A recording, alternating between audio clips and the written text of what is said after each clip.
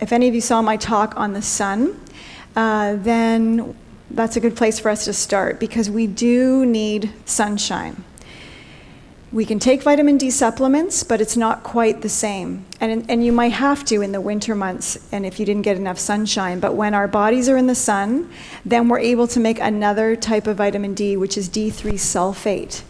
And that's a water-soluble vitamin D that travels through our blood, and it's antibacterial. And when we take vitamin D supplements, it's fine to take them, but they're fat soluble, and they don't have the same relationship with the blood. So it's very important to get this D3 sulfate. And I mention that because the placenta needs it, babies need it. Babies that are born with a lack of vitamin D can get things like juvenile diabetes or MS later in life. So the more sunshine you and your child get means the less diseases they will get later in life. And another reason I'm mentioning it is because I'm sure a lot of you will be breastfeeding.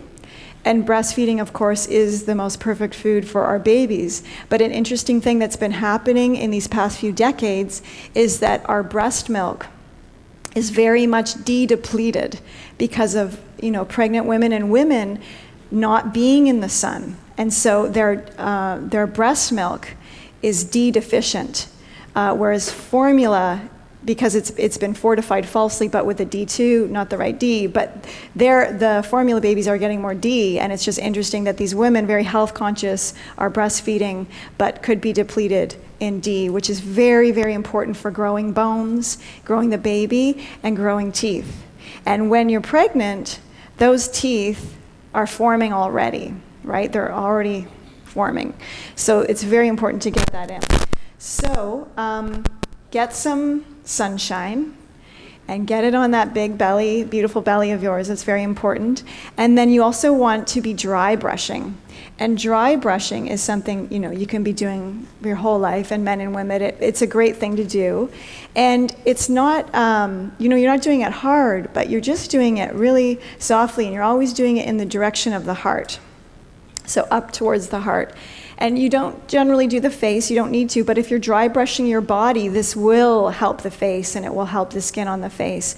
So you're doing it very lightly, and what you're engaging when you're dry brushing, one of the things is the lymph system. And the lymph system is just underneath the skin. And so when you have a massage, like with a massage therapist, and it's really deep muscular, that's the muscular thing, but they're not doing the lymph. So the lymph is really just underneath the skin, so it's almost like you've got butterflies going up your arm, so you're just engaging that skin. Because circulation is very important when you're pregnant, because everything is expanding, even your veins, and they're going to be processing more blood, so you want to have good vein health and good skin health. And so this just keeps the lymph system flowing and will help with anything like if you're experiencing fluid retention and that kind of thing. So just remember dry brushing, and you can dry brush your belly as well. So it's always up and towards the heart. And then for your skin, you don't have to use this per se, but this is what I've been making for 20 years, and nobody has ever gotten a stretch mark. And then I was able to use it myself, and I didn't get any stretch marks. And this is what Rebecca bought by the bucket when she was pregnant. And so what it is it's jojoba, coconut oil, sea buckthorn oil, and some other essential oils like lavender, and it's feeding the skin, and you just want to lubricate up. And remember to do your breasts. I had one woman that just did one breast to experiment. Of course, one breast had stretch marks and the other one didn't.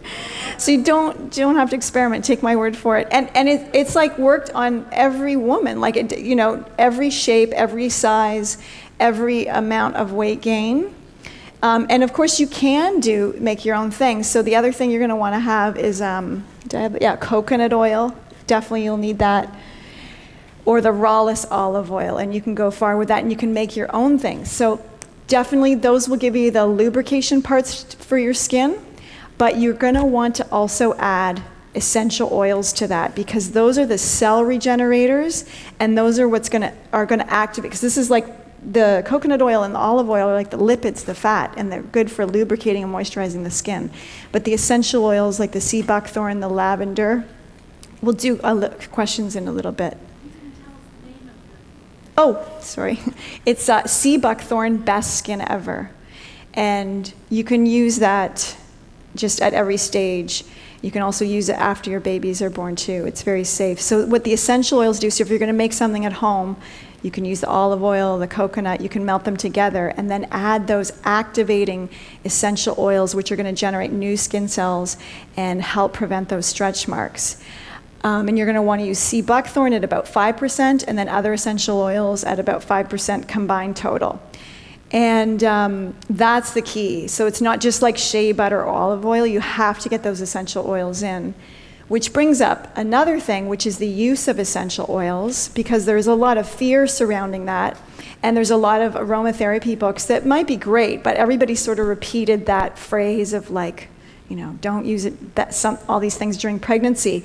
And what I found is there's these broad sweeping statements against herbs and essential oils, just like don't use it, and people are repeating that without looking or investigating. But meanwhile, sure, go ahead, use the sodium lauryl sulfate and the fluoride in your toothpaste and the chlorine coming out of your tap water, no problem. But God forbid you should have rosemary in your shampoo. So, of course, and I was like surrounded by essential oils and working with them all throughout my pregnancy. But what I use for my guideline throughout my whole time using essential oils, which is for over 20 years, is I use the reference book of the Essential Oil Safety Data Manual. And you certainly don't need to get that unless you really want to go in deep. But they have the definite research on essential oils. And the ones that should be avoided in pregnancy are the ones that should be avoided by all people all the time, and actually are really not even available as essential oils on the market. And those are things like rue or Dalmatian sage, which is not to be confused with the sage that you would find it as an essential oil. And the juniper that they warn against is actually like a Juniper virginiana, which is not even an essential oil that's distilled. So, you know, you're fine. and you want to be using them because what your skin's going to need at this time are those active ingredients of those botanicals, and they're definitely your friend for the whole pregnancy and birth experience on a huge level. So that's about taking care of the tissues, and you definitely want to be lubricating them all the time.